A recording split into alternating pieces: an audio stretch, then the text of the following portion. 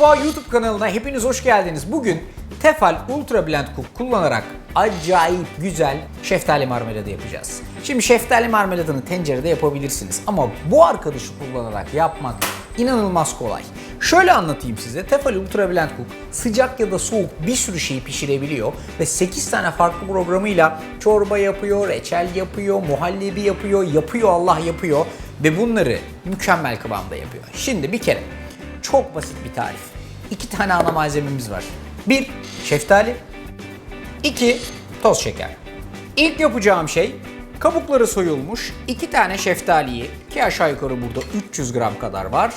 Böyle Tefal Ultra Blend Cook'un içerisine direkt olarak ilave ediyorum. Arkasından 200 gram şekeri de hop içerisine koyuyorum. Sonra bu arkadaşın kapağını dikkatli vaziyette kapatıyorum.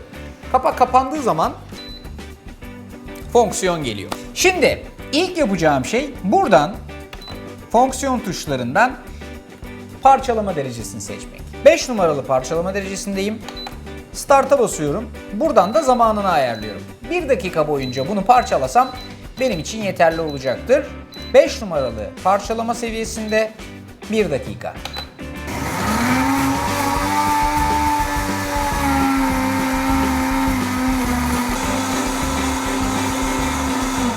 Bir dakikanın sonunda ben tamamım diyor. Şimdi tabii ki bu marmelat olmadı. Hatta böyle şeftali suyu gibi bir hale geldi. Ama artık marmelat olması için bu arkadaşa hazırlığını yapacağız. Isı düğmesine bastım ve ısı derecesini 100'e getiriyorum. Yani 100 derecede bunu kendi kendine ısıtarak pişirmesini sağlayacak fonksiyon.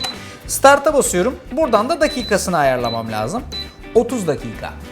Bu tip tarifleri yaparken bu arkadaşımızın pişirme, ısıtma, karıştırma, çorba yapma ve benzeri bir sürü fonksiyonu var. Bu fonksiyonları kullanarak son derece güzel bir şeftali marmelatı yapıyoruz. Her türlü marmelatı ve hatta reçeli de yapabilirsiniz. Olay sizde. Şöyle söyleyeyim, başında durmaya da gerek yok. 30 dakika ayarladım. Düğmesine basıyorum. 30 dakika başladı. Şimdi artık bu dakikadan sonra yapmam gereken bu arkadaşın işini yapmasını beklemek. Yavaş yavaş ısıta aynen öyle pişirmeye başlayacak ve bir marmelat haline getirecek. Ondan sonrası tabağa alıp yemek. Bu burada kendi işini yaparken ben de gidip bizim birazcık Berşan'la şey yapayım. Berşan buna kaç like istiyorsun? 30 bin. Az istedi. Bence bu konuyu bir görüşebiliriz Berşan.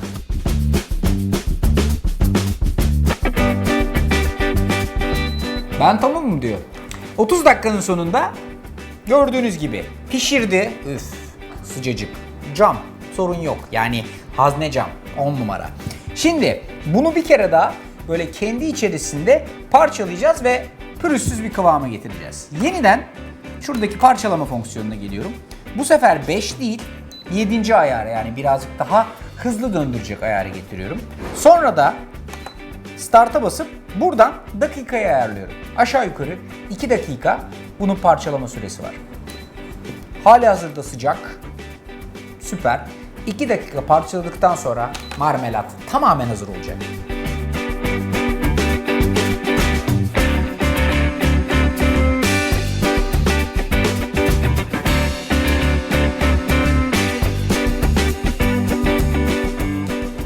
Tefal Ultra Blend Cook'la yaptığımız şeftali marmelatı soğudukça rengi ve kıvamı iyice oturuyor. Böyle bir marmeladı güzel bir tereyağı ve ekmekle yiyeceksin. Böyle arkasından da bak.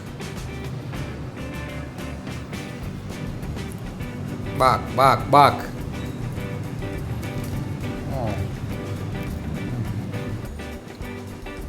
Kıvam, yoğunluk, bak, akışkanlık, renk, lezzet, 10 numara 5 yıldız. Süper bir şeftali marmelatı yaptık.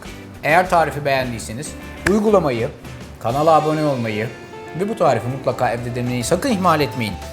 Herkes bir yere kaçmış. Anlaşılan bütün marmelat bana kalacak. Hadi bakalım. Hepinize afiyet olsun.